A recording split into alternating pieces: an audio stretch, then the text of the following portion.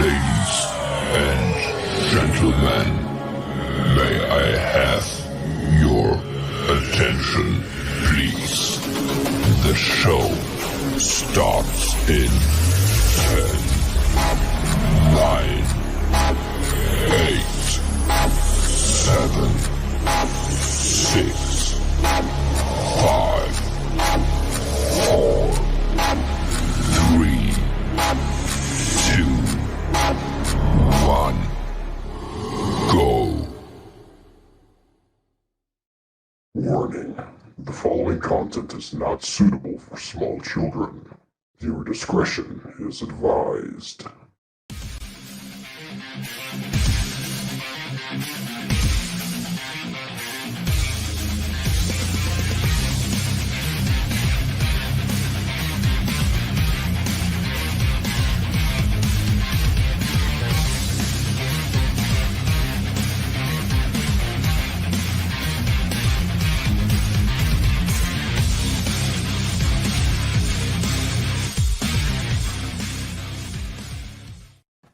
There we go. Now we're live, guys. Hello. Welcome to the Pop Culture Podcast for Thursday, October 1st, 2020. It's October already. Thank God. Get this year season. Author extraordinaire Gary K. Wolfe joins us this week, best known probably for Roger Rabbit. Gary, thanks for joining us. Hey, thanks for having me. So Quite an intro. I don't know whether to dance or do my Frankenstein thing here. I always, I'm a showman, so I gotta go big. Go home, go big or go home. Well at it, I'm telling you. Oh, thanks. Yeah, Thanks. it makes me Compliments on my background and Our So- intro makes me laugh every time. well, good. I'm here to entertain you, Dustin. So I'm glad. Gary, why don't you tell everybody at home who you are and what you've done? Sure. I'm Gary K. Wolfe.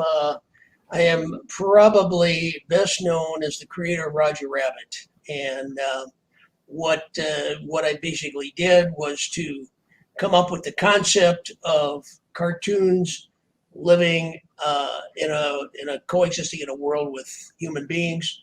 I wrote a book called Who Censored Roger Rabbit that introduced all the characters and the concept, and then sold the rights to that book to Disney, and then produced the movie with Disney and Spielberg, Steven Spielberg, if there's more than one Spielberg out there. The film came out in 1988, won 4 Academy Awards, was a top-grossing movie of 1988 and 1989, and kind of launched me on a screenwriting, book writing career. I mean, otherwise I would still be some guy writing marginal fiction in my mother's basement. So, Oh, awesome. I know you've written other books other than Roger Rabbit. What your first book was? What was your first book? Killer It Boy. was kind of a science. Yeah, that was kind of a futuristic. A dystopian novel about sports as played in the future. I wrote it in 1976, my first novel, and it was actually set in 2010, 2011. Mhm. And I predicted an amazing number of things that came true. I predicted cell phones, the internet, the gas crisis along the way, what basically became mixed martial arts, cage fighting, full contact, combat martial arts.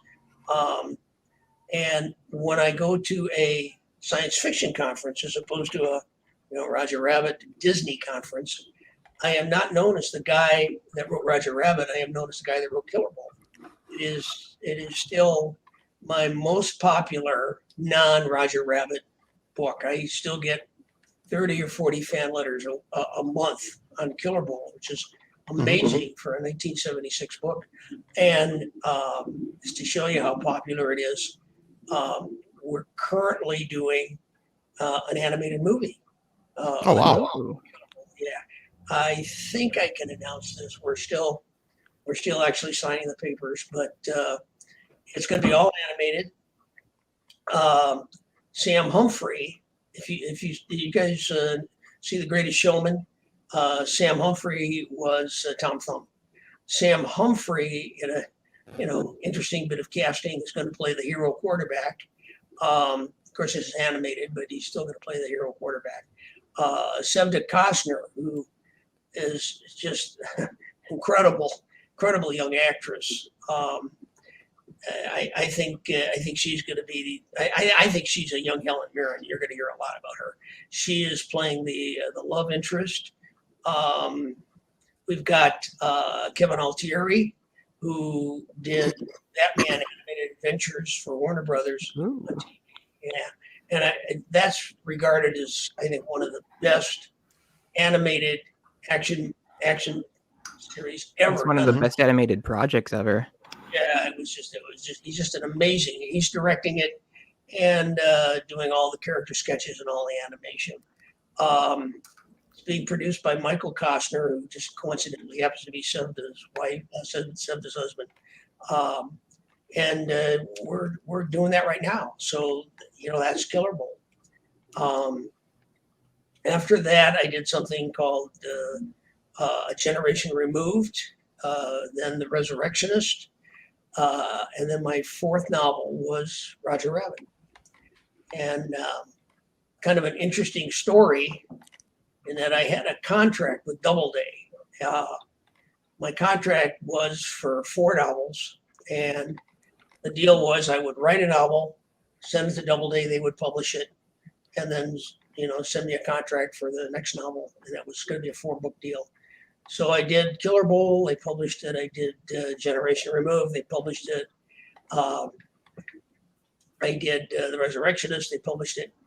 And I wanted to do something completely unique for my 4th novel. I wanted to kind of get out of the envelope. I wanted to do something that had never been done before. So my interests when I was a kid were comic books, cartoons, and noir mysteries. The 3. And how I got into them. I grew up in a small farm town in Illinois called Earlville, like 1,400 people. There were 100 kids in my school, total. And through some weird law of genetics, the boys outnumbered the girls by 3 to 1. So, try and get a date and you're the president of the checkers club, right? So I grew up there, and my father ran the pool hall. My mother worked in the school cafeteria. And my mother told me, if you want to get out of this town and you don't want to wind up doing what your father's doing, you don't want to wind up running your father's pool hall, the one thing you can do to make that happen is to read. Good mother that she was, she never put any restrictions on what I could read. So what did I read? I read comic books, Nice. And I saw cartoons, and I love comic books, cartoons, and comic strips. And then my dad's side, my mother and father were children of the Depression. My dad had to drop out of school in the 3rd grade to go to work, and my mother in the 8th grade. So they didn't have really refined reading tastes. And my dad read what in the day was called true crime magazines. And these were magazines. If you ever saw Road to Perdition with Tom Hanks. Oh, yeah. Jude Law played a photographer who would go from crime scene to crime scene and take pictures of actual dead bodies. And then they would publish them in a magazine. And my dad read those. So there were tons of them around the house. So I read them too. And again, my mother, good mother that she was, never said, hey, read those, it'll rot your brain. But I got hooked on crime fiction. And luckily, I transitioned to better crime fiction like Raymond Chandler and, noir mysteries. But I wanted to do something that combined noir mysteries, comic books, and cartoon strips. And I wanted to wrap that into a concept, and I couldn't get my head around it. So I was watching Saturday morning cartoons one Saturday morning for research. I told my wife, research. The cartoons were pretty bad, but I was fascinated by the commercials because you had cartoon characters. You had Tony the Tiger, the Trix Rabbit, and Snap, Crackle, and Pop. Captain Crunch, cartoon characters Mhm. talking to real kids, and nobody seemed to think that was odd. And I said, wow, what a great idea that would be for a book. But if you had a place, a world where cartoon characters were real, what kind of a world would that be? So it took me a year to research comic books and comic strips, and to figure out what happened in comic books and comic strips that didn't happen in real human world, and how to interrelate the two. So I did that, came up with a story that would only work in a world where cartoon characters were real. Came up with my noir detective, Eddie Valiant. I named him after my father, and wrote the book. Took me another year. So I finished the book, sent it to Doubleday. And of course, this was the fourth book in my 4-book contract. And for the first time in my entire writing career, I mean, I'd never had this happen before, short stories, novels, they rejected it. I got a reject. First reject I ever had. And so I called my editor. He said, Sharon, why did you reject this? This is the best thing I've ever done. I mean, maybe the best thing I'll ever do. Why did you reject it? And she said, I agree. She said it was your best work. She said it was funny. It was innovative, but it was so different from anything that you've written before. It's so different from anything that anybody's written before that I had to send it to the marketing department, and they were the ones who rejected it.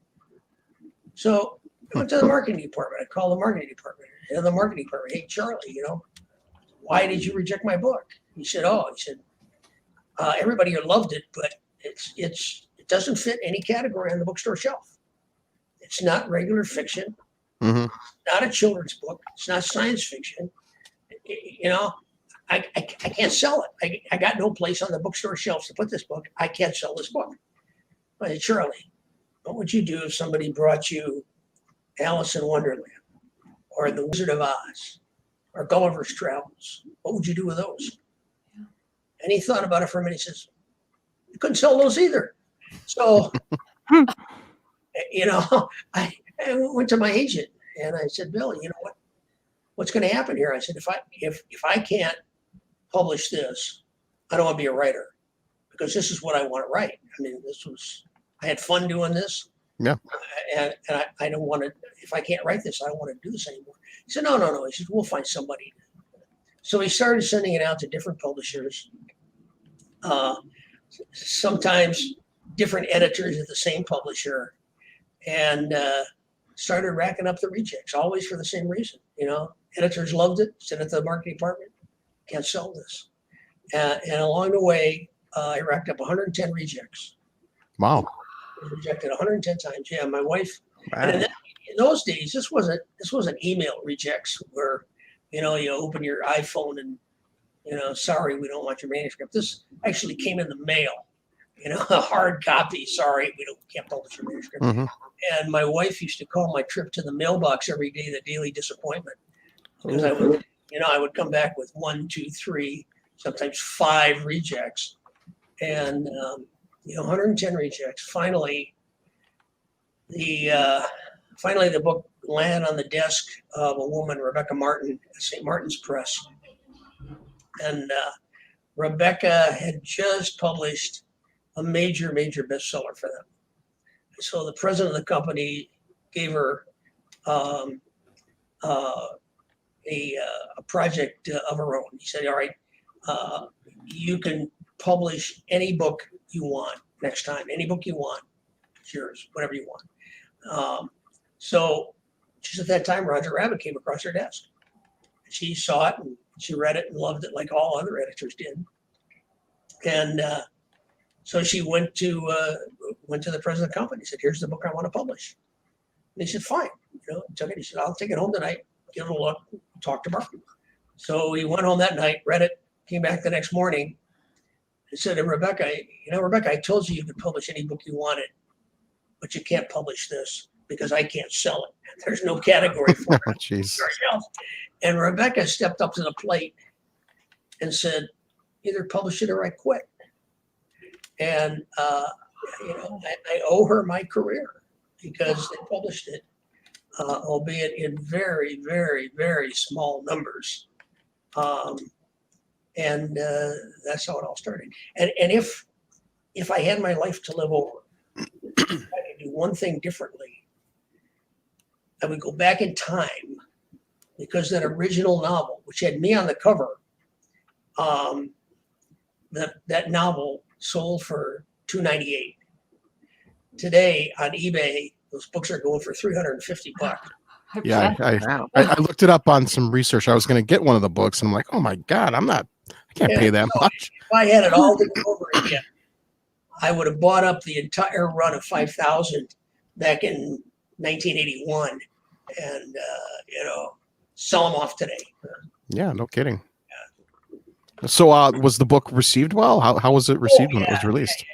No, the reviews were sensational, but the interesting thing was that before the book came out, I sold the book in 1980, and to St. Martin's, and it actually, because of publishing delays and whatever, it didn't come out until 1981.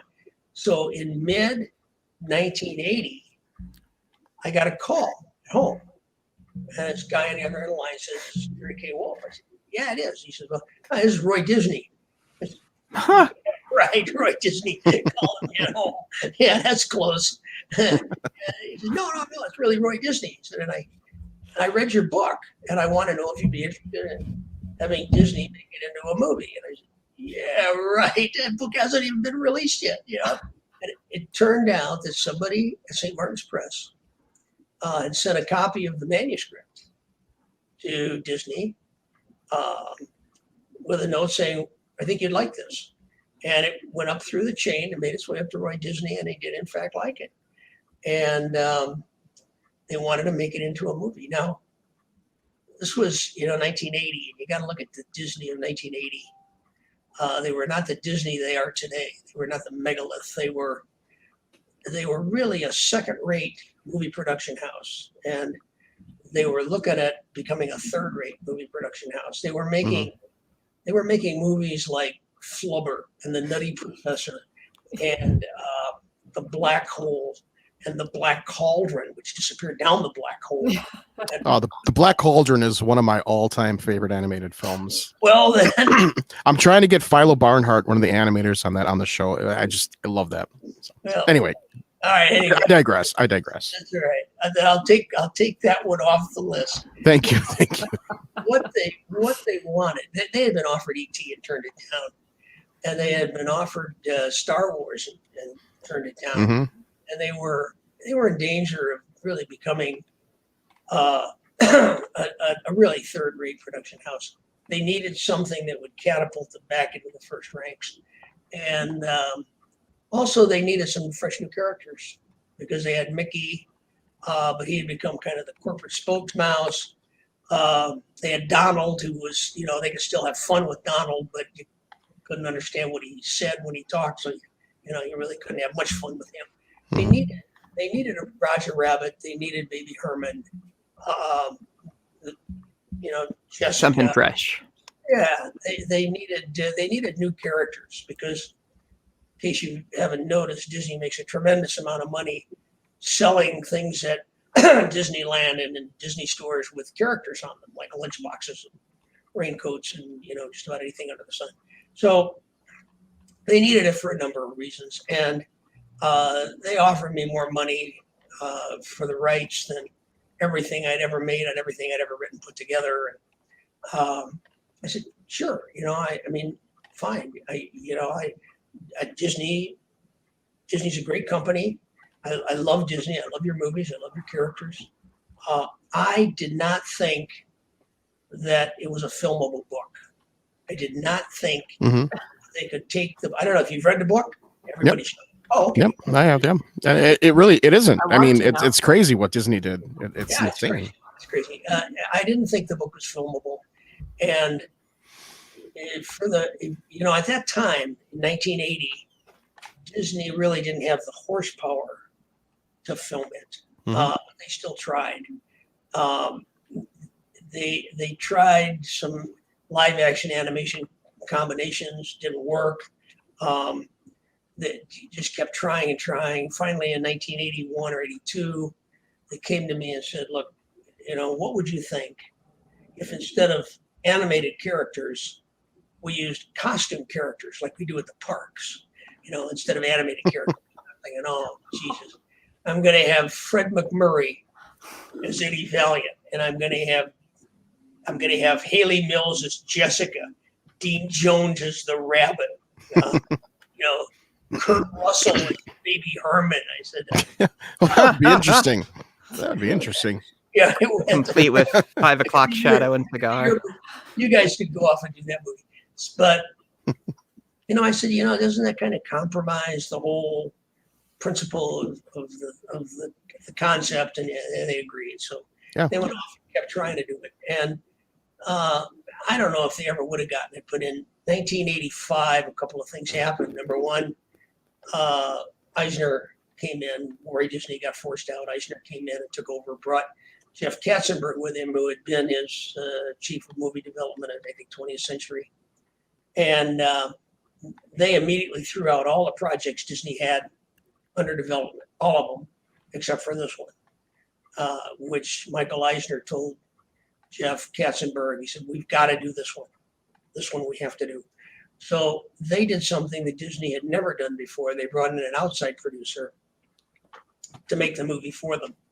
And that guy, a little known guy named Steve Spielberg, who had a few minor successes at the time, but oddly, he had read the book when it came out. Wow. And loved it. And to show you what a difference Steve Spielberg makes in Hollywood, in 1982 or 3, Roy Disney went to Warner Brothers and said, "Hey, we're making this live action animated movie. It's going to have all the Disney characters in it, plus some new ones. And we would like Bugs Bunny to do a cameo. Walk in, say, 'Hey, what's up, Doc?' Walk out. Be on the screen for 20 seconds. How about that?" And Warner Brothers says, "Get lost. Get out of here." There's no way that Bugs Bunny is ever going to be in a Walt Disney picture. That is just never going to happen. So 5 years later, Steve Spielberg walks in and makes the exact same request. "Can we have Bugs Bunny for a cameo?" Of course. What about Porky Pig? Take it, the Roadrunner, Wile E. Coyote, Sylvester. What else do you want? Take them all. And so he took them all, and he did have to pay licensing fees for them. I think the licensing fee was like $1,200 a character. Oh, jeez. Wow. In Hollywood terms, it's nothing. The only requirement was that Bugs actually had a contract. Bugs being a superstar, he had an actual contract, and his contract specified that he had to be in every scene with Mickey Mouse. You could not have Bugs separate from Mickey Mouse. You couldn't have Mickey on the screen alone. Every time Mickey was on screen, Bugs had to be there at the same time. And they had to have the exact same number of words of dialogue. Wow. And you can go through, you can time it, you can watch the scenes, and you can count the words. They have the exact same number of words of dialogue. So, that hurdle overcome, we started looking to, obviously, Stephen and Bob Zemeckis, who Steve picked for director. Bob Z had also read the book when it first came out. He had offered the project back in 1982, but he didn't think Disney had the clout to bring it off at the time either. So he passed on it, went off to do other things you've never heard of, like Forrest Gump and Back to the Future. No idea. Yeah, no idea. But, the first thing that was obvious from all the stuff that Disney had done before was that they really couldn't translate the book story to the movie. They had to come up with a new story. And I accept that. In fact, I endorse it. The book is a book, and a book is meant to appeal to a single reader who is sitting there with the book, and it's meant to appeal to that reader's imagination. and the reader imagines everything that's going on in his or her mind. A movie is right up there on screen, and you see it, and it's there's really very little imagination required to see a movie. Mhm. And so the story had to change, and I'm okay with that because I think the story was a good one. The thing that they kept, that they could have very easily thrown out, they kept all my characters. They kept Roger, Jessica, Baby Herman, Eddie Valiant. I mean, they could have made him Rocky Raccoon or whatever. They could have changed them all, but they didn't. Most importantly, they kept the concept of Toontown, which I talk about in the book, a place where cartoon characters live and they're interrelationships with real life human beings. So they kept the really important stuff and brought in a different story. Fine with me. I have no problem with it. They kept me involved in the movie as much as I wanted to be involved in it. And I'm a writer. I sit alone in this very room 9 hours a day by myself, and I'm perfectly happy. I'm content. Being on the movie set, it's kind of interesting the first time you see it, but like Chris Lloyd, when he was Dr. Doom, of course, and Judge Doom, when he was trying to put that rubber glove on and dipping the red shoe in the dip, and he would put his hand Terrifying scene. Very. Oh, that was pretty traumatic. That one and the one where his eyes go all buggy, Googly, yep. There are Save the Red Shoe and Bring Back the Red Shoe fan groups. And wow. they send me emails periodically saying, can you bring back the Red Shoe? And I have promised those people that when there is a Roger Rabbit sequel, that we will bring back the Red Shoe. Cross my heart, hope to die. Like resurrect him or kill him again?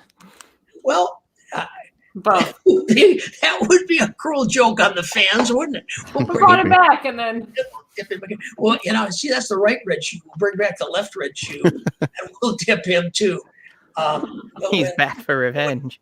When Chris Lloyd is putting his hand up into that glove, he was supposed to put it up into the glove and snap it, and then bring it down and grab the shoe.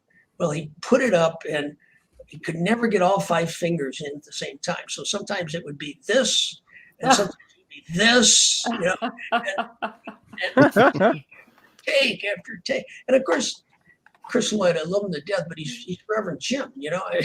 He's just a goofy guy, and he just kept doing it over and over, 120 takes. I don't know, and I don't have the temperament for that. So I went to the shoot. They shot in London, actually. Steve likes the food there, go figure. But they shot in London because we needed a sound stage that was 3 stories high, and there was no such thing in the United States at the time. There are now, but there weren't then, and they were filming all the big special effects things. Superman was filming right next door to us, and was that Pinewood Studios? Elstree. Okay.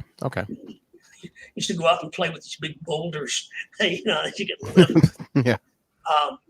So they had a 3-story studio, and on the top story were the sets, like the bar and all that kind of stuff. And then on the second floor were the puppeteers, and they had the props on sticks that stuck through holes in the floor. And then they would watch on video monitors, and they would run around with the real props on sticks. And then on the first floor were the video monitors and Bob Zemeckis. Bob Z was actually down on the first floor looking at the video monitors, and he had animators down there with him, and they would draw over the screen so that he could see what the relationship was with the cartoon characters and the real life people. It was just a marvelous thing to see. So they filmed in London. Then they filmed the exterior with Eddie and Benny the Cab. That was filmed in LA on the bridge in LA. They did a lot of the post-production work at Skywalker Ranch. And, I went to all of those places and saw, enough at all those places to, what was going on. And they would call me in for conferences, and, I would sit in a room with 35 of the most creative people I'd ever seen in my life, and they're all throwing out ideas on how to make my story funnier. And I'm thinking, where were you guys when I was writing this thing at my kitchen table at 4 a.m? If I'd had you 35 guys there, I'd have won the Pulitzer Prize. But one of the problems, a couple of the problems was finding the right Eddie Valiant, because Eddie Valiant was the guy that was going to be responsible for making the audience believe that the rabbit was real. If the audience didn't believe the rabbit was real, if he lost that credibility, the whole movie was going to flop.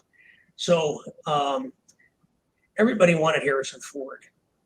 Everybody wanted Harrison Ford. Decker. And when he found out the time commitment, he couldn't do it. So then everybody's second choice was Paul Newman. And same problem, he couldn't commit that much time to it. So they went out looking for other actors. They brought in James Wood, and they brought in a bunch of people. And then finally they found the perfect Eddie Valiant, and that of course was Bill Murray, right? So they sign up Bill Murray as Eddie Valiant, and it becomes obvious really quickly that this is not going to work, because Bill Murray doesn't believe the rabbit was real, and he's not going to make an audience believe the rabbit was real. He was always like, "You're a talking rabbit." So they bought him out of his contract. Got $1 million for like a week's worth. Wow. Yeah. And we continued looking, and finally found the perfect Eddie Valiant. And that, of course, was Eddie Murphy, right? So they brought in Eddie Murphy, right? And suddenly the scriptwriters are rewriting the script to make Eddie Valiant funnier than the Toons. And obviously that wasn't going to work either. So after about 2 weeks, they bought off Eddie Murphy with another $1 million and a Ferrari. Wow. So go back to looking for Eddie Valiant. And in the meantime, over on the other side of Hollywood, Brian De Palma is making The Untouchables. And he really wants Bobby De Niro for Al Capone. But Bobby De Niro is working on another film and can't get free. So De Palma hires an English actor named Bob Hoskins to be Al Capone. And so Bob Hoskins is, Al Capone in The Untouchables. And a couple of weeks, all of a sudden, Bobby De Niro calls up and says, "Hey, I got out early. I could be Al Capone after all." So now Bob Hoskins has got $1 million and nothing to do, right? So they say, "Hey, let's bring him in. Let's bring him in and have him do a reading." I said, "Hey, you can't be serious. You cannot be serious." I love his work. I mean, I had seen him in the Long Good Friday, Mona Lisa. And I mean, the guy was brilliant actor, but he's British. He's not even British. He's Cockney British. There's no way that this guy is going to play the prototypical LA private eye. And, you're not going to rewrite the script to make him some British dude who's come to LA. It's just not going to work. Right. But Hoskins came in and gave a reading in a empty room. And not only did he do it with a perfect American accent, perfect, bang on, but he was the only one who made you believe that rabbit was there with him. It was phenomenal to see that. And so, of course, we hired him on the spot. And my only regret about the movie, I only have one regret. And my only regret is that Hoskins did such a magnificent job in that movie and made it look so easy Ah. that the Academy didn't really understand how tough that job was, and he didn't get nominated for an Academy Award. How do you He's act when you're the main star of the movie is a cartoon, and he's yeah, and you know, without Hoskins, that whole movie would have flopped. right. Just to show you, I mean, there's hundreds of examples, but just to show you, when he is handcuffed to Roger, if you look at those scenes, you will see that the handcuffs are actually on springs. There's a handcuff and then a spring and then another handcuff. So when he's handcuffed to Roger, he's not only controlling his hand, but by the way he's moving his hand, he's controlling Roger's hand. So he has to think not only about where he is in space, but where Roger's arm is in space. And and when he goes into Toontown, he's on a set. It's a green screen. There's nothing there. It's empty, and he's making it all up. And it's gonna all be drawn in later. But when he's making it up, he's doing it perfectly, and it makes you believe it. When he gets thrown out of that club by the gorilla, he was on wires, of course, but the wires weren't calibrated properly, and they dumped him, and he broke 3 ribs in that scene. Ouch. And everybody said, "Oh my God, shut down production. We're going to be out of business for 2-3 months while Bob heals." He came in the next day, taped up, ready to go.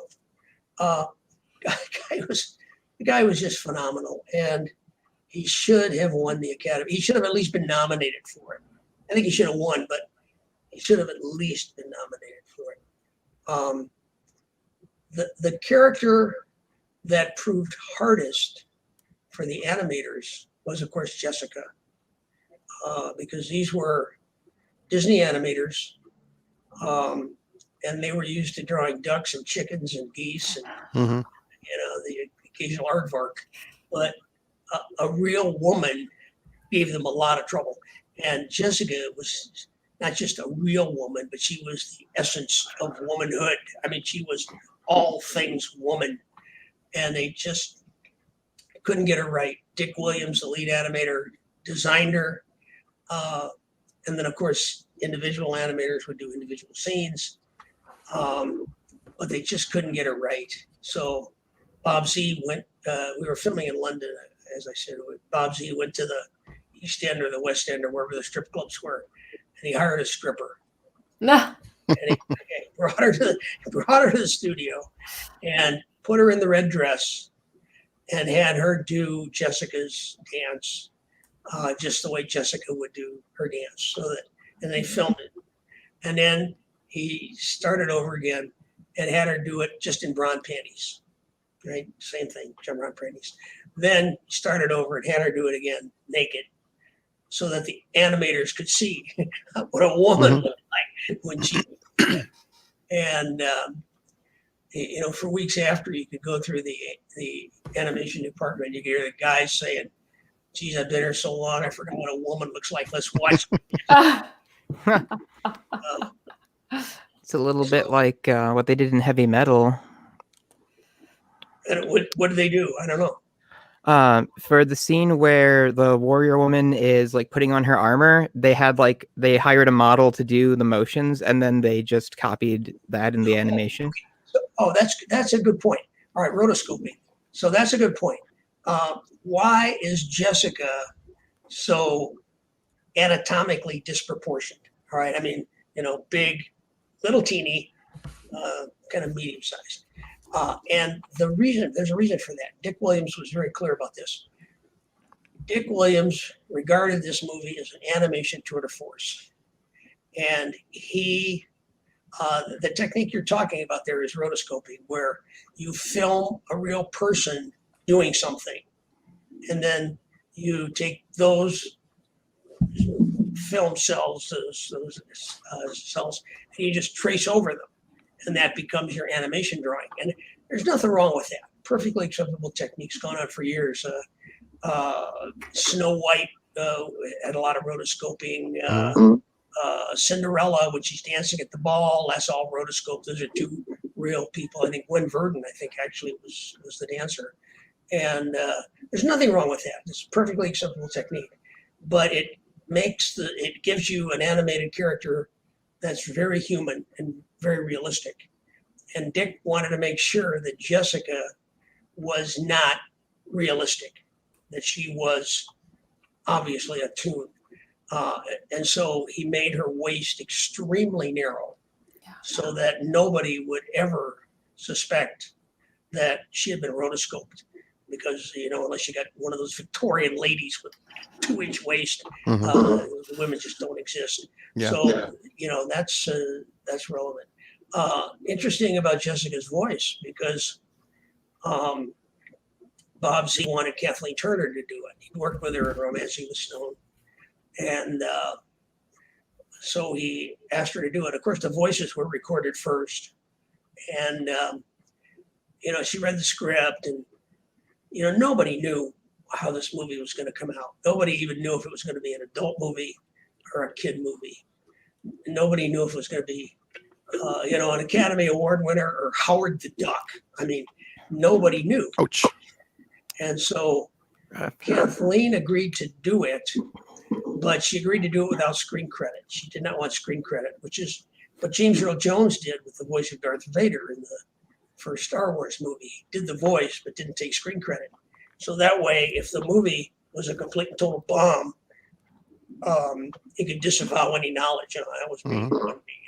And Kathleen did the same thing, because when she recorded the voice, nobody knew. So it came time when they were going to record her singing the song, and she was pregnant at the time. So, whether she didn't have the voice control to do the song, or whether she really can't sing, I don't know, but she couldn't sing. And so Amy Irving, who was Stephen's wife at the time, was at the recording session. And Steve said to her, "Hey, Amy, you sang at Yentl, why don't you give it a whack?" And I said, "Steve, nobody's going to believe that Jessica has one voice when she's singing and a totally different voice when she's talking. He said, nobody's going to believe that." And he said, no one will even notice. And so Amy Irving sang the song and did take credit. I mean, if you read the credits, all 16 minutes of them, you'll see singing voice of Jessica Rabbit, Amy Irving. If you know that and watch the movie again, you'll see that Jessica sings her song very early on and then doesn't say anything for quite a while afterwards. And yeah, obviously, when you know that, you'll know it's two different voices. But if you don't know that, you don't know that. So, the animators worked on this movie from 1985 until 1988. And, Stephen was kind of the spark plug that made it go, and Bob Zemeckis was the creative genius who kept a lot of my darker concepts. A lot of the book is really a treatise on racism. The toons are the oppressed, and the humans are the oppressors, and he kept a lot of that darker sensibility in the movie.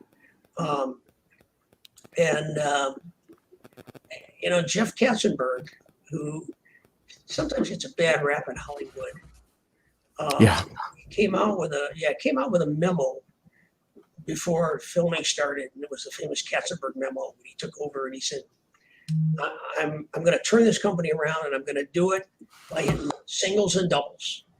I'm never going for a triple, and I'm never going for a home run. I'm just doing singles and doubles. I'm never going to make a movie that costs more than $14 million. Now, this was 1985, right? So the first production meeting with Katzenberg, Spielberg, and Zemeckis, Bob Watts, said, okay, preliminary budget, $35 million, and probably higher. And Katzenberg didn't blink. He's, do it. Just make sure it's good. And as the budget It grew to 40, 45, 50, 55, 60, $75 million. And that's huge in 1980 huge, money. Yeah. huge in 1985. Huge. Mhm. And Katzenberg kept looking at the dailies and looking at the scenes that were put together with the live action and the animation together, and just said, yeah, keep going. And I don't think there was ever a time when he said, hey, we got to cut back. We got to economize here. We can't do that. That just never happened. So I give him a lot of credit for it. Essentially, the movie was finished in 88, and it was finished, 2 weeks before it was going to premiere. I think it was July of sometime. And they premiered it at Radio City Music Hall in New York City. So that I live in Boston, so they didn't want me to have to make the trip west. So premiered it in New York City, so I could just come down on the train. And so I'm in the upper balcony where all the VIPs are sitting, right? And I've actually never seen the whole movie all the way through. I mean, I'd gone to all the animation studios. I went to the one in England that they had there, that Dick Williams had. I went to the one down in Orlando where they were doing a lot of the animation. I spent a lot of time at the one in California. And I'd seen bits and pieces, but I'd never seen the whole thing all the way through. And I'd never seen my credit. So I'm sitting up there in the balcony, and I've got my two fantasy girls. I've got Kathleen Turner sitting here, and I've got Amy Irving sitting here. So I'm sitting between my two fantasy girls, and I'm about to see my movie for the first time with my credit on the big screen at Radio City Music Hall. And I'm thinking to myself, life just doesn't get any better than this. Yeah, for sure. But then life got better because Kathleen kind of leaned over, put her hand on my knee. Oh boy. She whispered to me, Gary, are you excited? And I am now. Kathleen, you have no idea. So, historically, the movie was the best reviewed movie of 1988, highest grossing movie of 1988, won 4 Academy Awards. The day after the movie premiered, they told me there was going to be merchandise. And so I vowed that I would buy a piece of merchandise. I would buy the first piece of merchandise I saw. The first piece of merchandise I saw, I would buy. So I was in New York. We were staying, I can't remember where, but they said that the merchandise was for sale at Macy's. So my wife and I went over to Macy's, and I went to the information booth, and I said, do you have that merchandise from that Roger Rabbit movie? She said, oh yeah, we have that. I said, where is it? She said, second floor. I said, oh, we're on the second floor. She says, second floor. So we go, the elevator is open. The whole second floor is full of Roger Rabbit merchandise. And God, I wish I had seen like something really expensive. But the first thing I put my eye on was a plastic lunchbox. A red plastic lunchbox. Didn't even have a thermos in it. And so that's the first thing I bought. And still got it, actually. Nice. Yeah, Roger Rabbit was a phenomenon. It was everywhere back when it first came out. Yeah, I was 1 year old, so I didn't get to partake in the merchandise blitz. So when did you see it? When did I first see it? Yeah. I think I was maybe 10. Yeah. I really enjoyed it. Like, it was pretty awesome. And I still enjoy it as an adult too. Like, a lot of that subtext about racism that you said you put in there, like a lot of that does still come through. Like, you can kind of get that there's some depth to this world. Absolutely. The interesting thing, I do go to Disney conventions and that sort of thing. And my fan base has changed over the years. I mean, it used to be people who saw the movie, and they could be anywhere from probably 10 years old to adults, and they would be my fan base. And then when the movie came out on video cassette, people started using it as a babysitter. And Mhm. all of a sudden, my fan base, while it was getting older, was also getting younger. And then it came out on DVD, and it got younger again. And now it's on the Disney Channel on demand. And it's the same thing. I have fans now from like 80 who saw it when it first came out, clear down to babies who still watch it as a babysitter. And I like that. You know, I like that. If I die and they put on my tombstone, "Here lies Gary K. Wolf. He created Roger Rabbit in Toontown," then that'll be enough. I mean, that's you know, I created characters that, with luck, are going to exist for 100 years. You know, that are going to exist as long as Mickey Mouse exists. Yeah, the story just it stands the test of time. I think that it's going to be with us forever. Yeah, I think being a period piece helps it too, where it's not limited. Like it takes place in it's the 40s, right? 46, yeah, 1946, yeah. Okay. And, you know, I still get.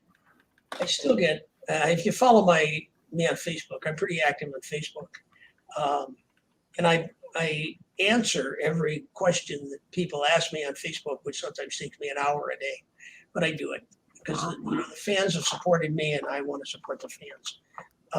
But I get, I don't know, 30, 40 pictures of cosplayers, women, Mhm. Jessica Rabbit, every week. And I post them all. So I see them all. yeah, and That's they're awesome. really good ones. Yep. I get a similar number of, not quite that many, probably half that many people who send me tattoos of mostly Jessica, occasionally a Roger. And I can print about 75% of those. the rest of them are in places that are never going to pass Facebook rules. But you know, the character keeps going. People still know the character. They recognize the character.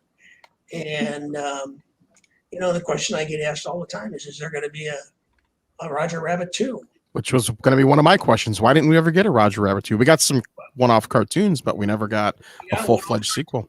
And There was also a comic that it was like The Return of Doom, which I have somewhere. Yeah, there were a number of things. There's a whole line of Roger Rabbit comic books, or 12, and there was a line of Roger Rabbit 3D comic books.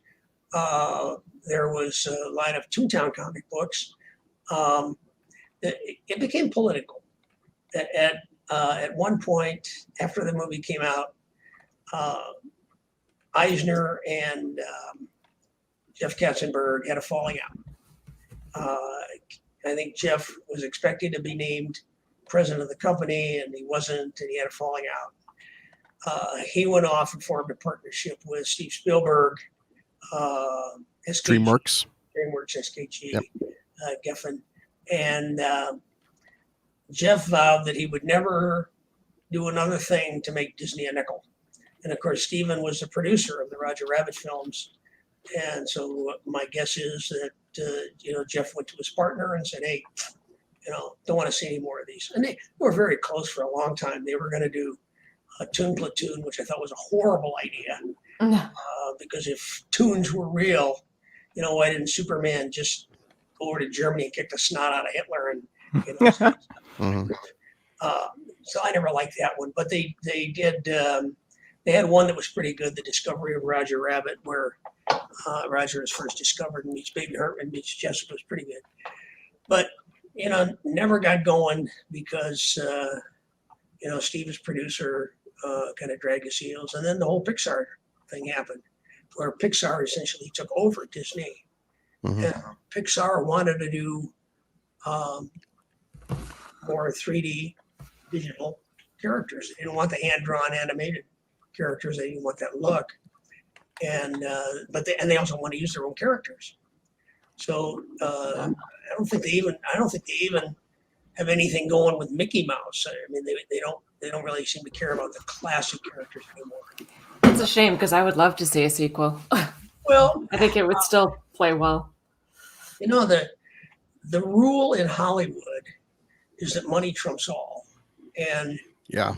I still get the accounting statements. The last accounting from Disney, the Roger Rabbit movie has grossed over $1 billion. Damn. Yeah, and the rule of thumb is that a sequel will make 3/4 of that. Now, $750 million is nothing to sneeze at, and there's technology now that they didn't have then. So it would not be a cheap movie, but it would not be horrifically expensive. My feeling is, and at one time it was very close because Spielberg came back to the Disney lot. He had a bungalow on the Disney lot. Frank Marshall and Kathleen Kennedy, who were the producers, came back to the Disney lot and also had a bungalow on the Disney lot. And they asked them, what's the movie you want to work on? They said, we want to do the Roger Rabbit sequel. So they were there. Spielberg was there. And then Zemeckis got a bungalow on the Disney lot. So the whole crew was there. And, it looked like this could be it. And Don Hahn was going around, who was the line producer, going around saying, I think Roger Rabbit fans are going to be very happy. But then, the whole deal fell apart again. And but it's a roller coaster. It goes up and it goes down. And right now it's probably somewhere in the middle. I suspect that at some point it's going to go up and off the tracks completely. Yeah. So do you have the rights to Roger Rabbit, or is that still owned by Disney? Yeah. The contract for that is probably longer than all 3 books and the script and I don't know, maybe the U.S. Constitution put together. It's a complicated thing. I sold them the rights to the first book. So they own the first book. Disney drew the characters. So Disney and Spielberg own what the characters look like. I own the characters, who have no appearance except what I say it is in my books. So I'm free to write anything I want about my characters. That's why I've been able to write 3 books, short stories, whatever, because I own those characters. If I want to use the likeness of those characters on the cover of my book, I have to go to Disney and Spielberg and say, hey, can I use, Roger, Jessica, Baby Herman? Can I use them on the cover of my book? And they've generally been pretty good about that. Jessica, with her royalties, bought me a 1959 Corvette. Yeah. Nice. Wonderful woman. Wonderful. But I made her what she is, so she should. And I had it restored to factory new condition. Took it to Bloomington, to the Bloomington Corvette show, and got a Bloomington Gold. But I documented all of that and then wrote 3 articles for Vet Magazine on Roger Rabbit Buys a Corvette. And Disney not only let me use the characters like so Roger and Jessica, but allow me to do brand new artwork. So if you go on my website, you'll see a picture of me sitting in that Corvette with Jessica with her arm around me. And, I have a picture of me in my barn with the Corvette, and Roger is kind of buffing the taillights. And then in the article itself, there's a picture of Jessica and Roger in a Corvette that's anthropomorphic, like Benny the Cab, with eyes and a mouth and all that kind of stuff. And it's called Roger's Rocket. And Disney has let me do stuff like that. And, they're fine with it. But I couldn't go out and do a movie with those characters. Right. Disney owns what those characters look like, and so does Spielberg. There's rumors, and I can't confirm or deny this, but there's rumors that Disney really didn't have any idea what to do with Jessica, but Steven did. And Steven was willing to trade his production rights to Disney in return for the right to Jessica. So I can't confirm that. I don't know that for sure. Tom asks if the Corvette starts by blowing a whistle. Should. He also asked if Jessica Rabbit was inspired by Betty Boop. Not so much, no. A teeny tiny bit. I was a big Betty Boop fan. Jessica was inspired by Tex Avery's Red Hot Riding Hood. And if you look at, I think the cartoon is Swing Shift Cinderella, and they use the same sequence again, and I think Wild and Wolfie. You'll see Red Hot Riding Hood, who has got that wasp waist. She's got red hair, but hers is kind of short instead of bun. And in those two cartoons, she does a dance that is identical to the dance that Jessica does in Who Framed Roger Rabbit. So I based her on Red Hot Riding Hood as a character, but also Veronica Lake, who was an actress from the 40s, famous for her peekaboo hairstyle. She was in a lot of movies with a guy named Alan Ladd, This Gun for Hire, and stuff like that. And she had a peekaboo haircut. And then when World War II came out and all the women were on the production line, her haircut was so popular that the women were having a lot of accidents on the production line because they had one eye. And so it was a patriotic gesture. Veronica Lake cut her hair. But also Ava Gardner, a lot of Ava Gardner in Jessica. There's a little Betty Boop, yeah, because I was a big Betty Boop fan when I was a kid. But I'll tell you another tale out of school here. You guys ever hear of gags in the margins? You know about that? Is that where you draw like a joke on the corners of your script? No. So this film goes through a camera at 24 frames a second, right? So 24 frames a second. In order to match that up with animation, you have to draw 24 drawings or cells, celluloid cells. Oh, I think I know where you're going with this. There you go. I think I do too. Get ready. So Yeah. animators discovered, so that's 24 per second, 24 drawings per second. So boom, 24 drawings. So animators discovered very early on in animation, way back to Gertie the dinosaur and Alley Oop, that they could screw around with 6 of those 24 frames and put in like little visual jokes that really had nothing whatsoever to do with anything on either side. Mhm. And the human eye couldn't see it. So they've been doing that for years and years and years. So the animators, I mean, animation is basically a very tedious, boring process. You're sitting there drawing very fine lines for hours on end. And so to amuse themselves, the animators would do these gags in the margins. So one day the animators called me over and they said, hey, we put in an homage to Fleischer, the guy who did Betty Boop. I said, what do you mean? They said, well, in every Betty Boop cartoon, when she says boop, boop, be doop, the front of her dress falls down, exposes her breasts, and then she picks it back up and puts it back 6 frames. 1, 2, 3, 4, 5, 6. So she says, in the scene where Betty Boop says, I still got an 8-eye Eddie, boop, boop, be doop, the front of her dress falls down. I said, oh, Jesus Christ. And they says, yeah, could you go ask Steve if it's okay to leave it in? Because he likes you. So, all right, so I take this to Steve and I say, look, the animators think this is a great homage. And it's really funny. Nobody's ever going to see it because this was prior to video cassette, but I mean, nobody was. Yeah. And the only people who did ever see it were the projectionists in the projection rooms. And they would go through Betty Boop cartoons and find these and then clip out one for themselves. Mhm. So I said, nobody's ever going to see this. Can they leave it in? It'd be a great morale booster. He said, yeah, sure, they can leave it in. So I go back. I said, okay, guys, the Betty Boop thing is in. And they say, okay, can we do more? I said, oh. So Maybe pushing that a little. I go back and ask Steven, yeah, can they do more? And he said, well, all right. He said, but tell them that tell him to keep it under control. He says, nothing worse than PG-13. I don't want any R's in here.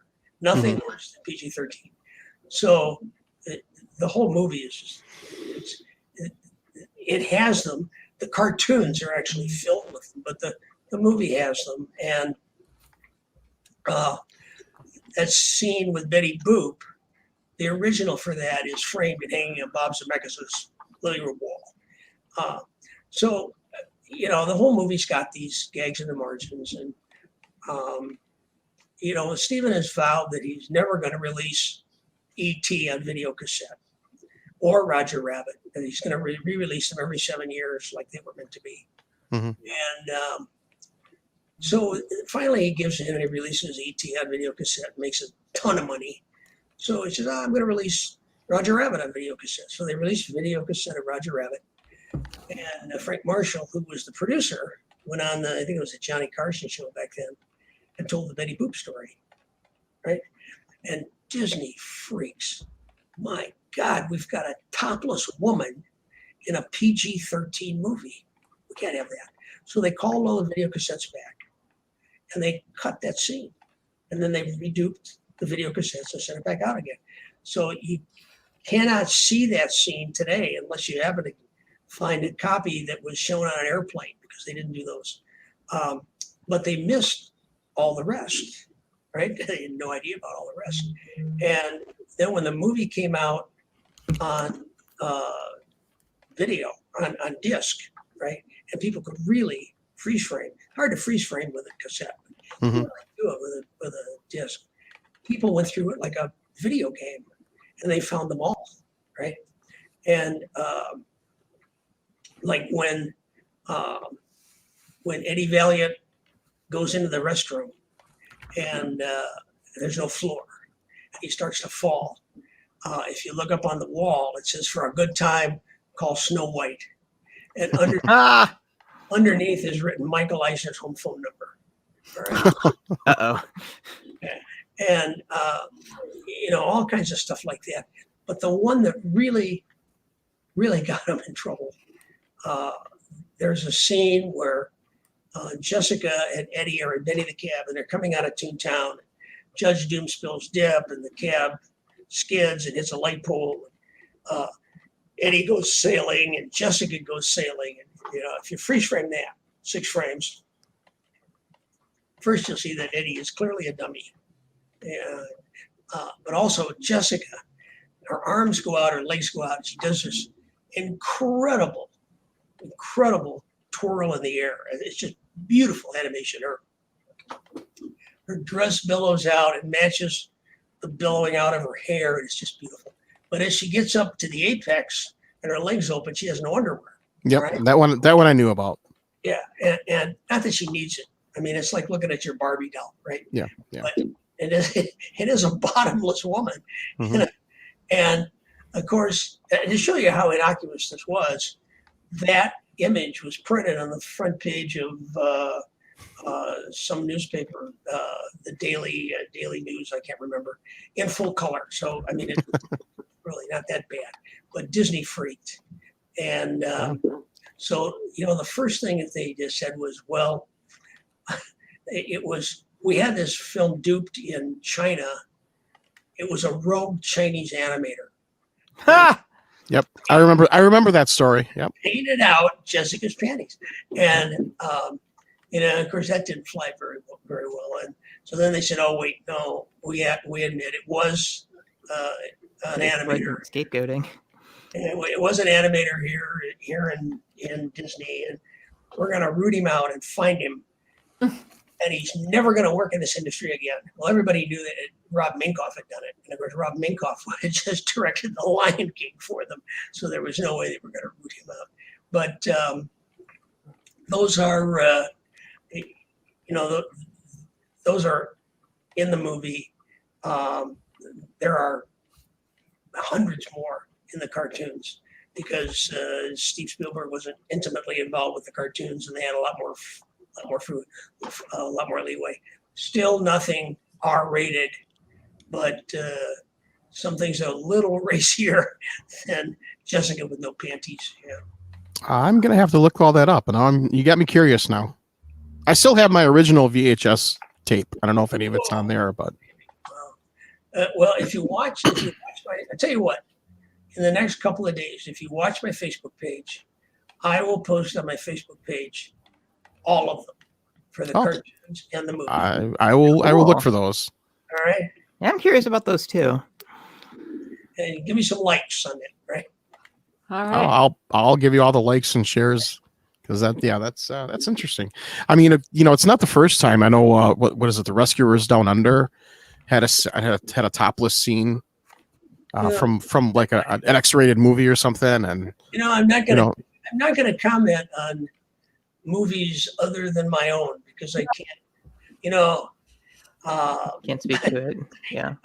I think it just shows that if you give animators any kind of freedom, they're gonna go crazy. Well, they're gonna go to the dark side. There's no question. Yeah. But this stuff has been going on for forever. I mean, it goes, as I say, it goes back to the Gertie the dinosaur. The very beginnings of animation had these, and they're just kind of continuing the tradition, having fun. Yeah. And those guys work, and women too. I say guys, but I'm inclusive because Yeah. there are a lot of women in this industry, and they work so hard, and it's such a thankless job that let them have their fun. Yeah. Yeah. Yeah, I know. Even Pixar puts hidden things in their movies, so yeah, it's not unheard of. So whatever happened to Roger after Who Framed Roger Rabbit? Whatever happened to Roger and Eddie? You mean Story wise, I know you wrote some follow-up books. Oh yeah.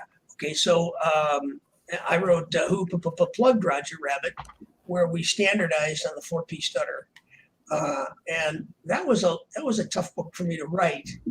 I wrote it in 1990. Actually, next year is the 40th anniversary of Who Censored Roger Rabbit, which was the first, and the 30th anniversary of Who Plugged Roger Rabbit, which was the second. And it was a tough book for me to write because, like I say, the movie grossed $1 billion. And so I don't know, maybe 500 million people have seen it. 500 million people have seen it, and probably 35 people have read the book. And 6 of those are my mother and my aunts. So everybody's concept of Roger Rabbit and Jessica and their relationship is the movie version, not the book version. So Right. I had a dilemma.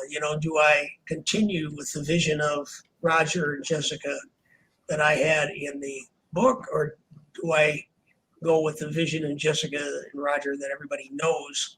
And I kind of came up with a hybrid. I did the best of both. Roger and Jessica in the Plugged book now work in the movies like they did in the movie, not in comic books and comic strips like they did in the book. And in the book, they didn't actually speak. They spoke in word balloons, which would come up and hang over their heads, and you would read the word balloons, which is a pretty good literary device for a book, but doesn't work for squat in a movie. Right. It's a silent movie. So they don't speak in word balloons in the second book, although they can if they want to. And their relationship continues the relationship from the movie. It's a great story.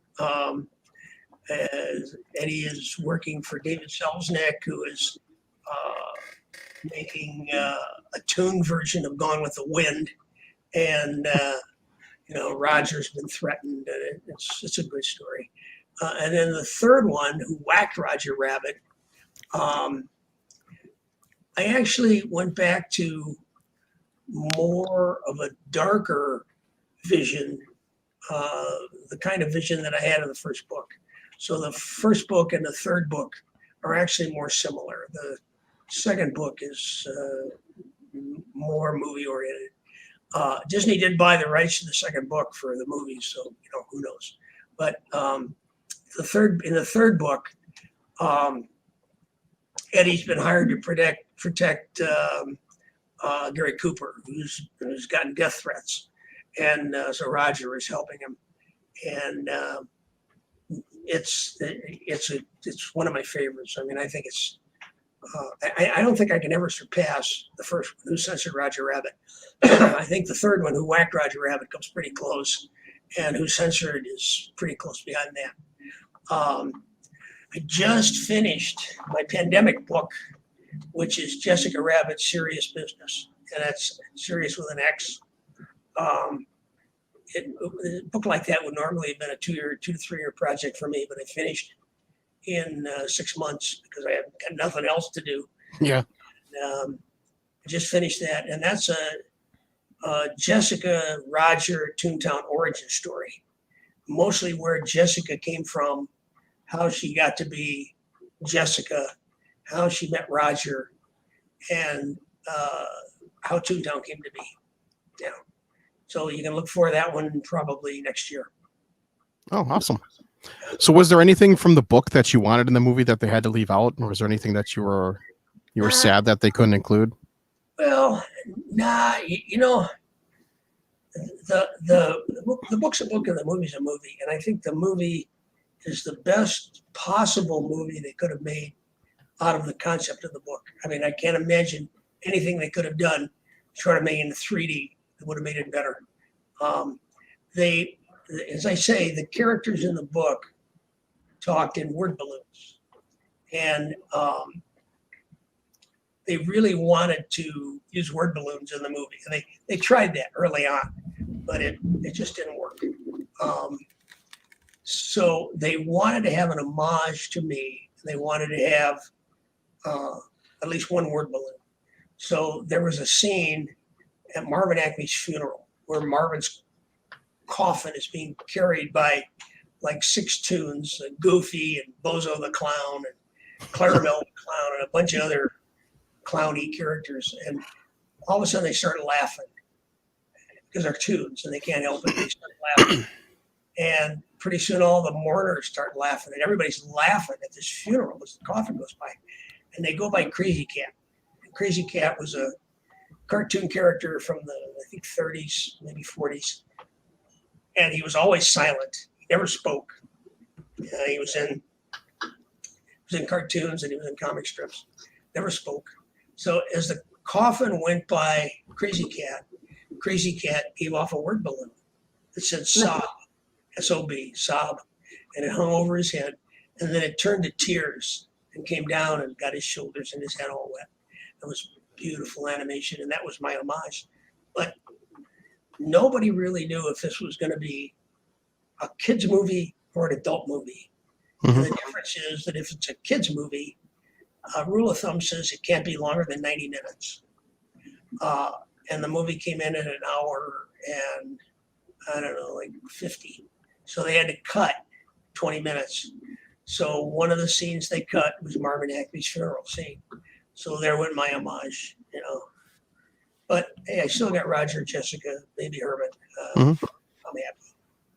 Yeah, that's awesome. And it was more than just a kid's movie. It really appealed to everybody. It's one of those movies that a kid can enjoy and a senior citizen could enjoy. So Yeah. Yeah, and I'm still enjoying it, years later. All right. So you can grow up with it too. there you go.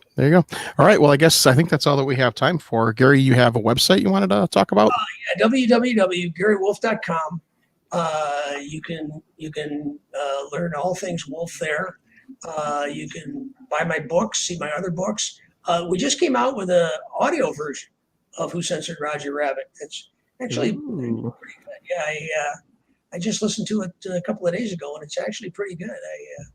The guy who narrates it does a pretty good job of it. He's not Charlie Fleischer. He doesn't do the rabbit voice, but he's pretty good. And also all the other ones. Check it out. Awesome. All right. Well, thanks so much for joining us. We'll be back. Yeah, this was great. We will be back. We will be back next week, same time, same channel. Okay. Bye, everyone.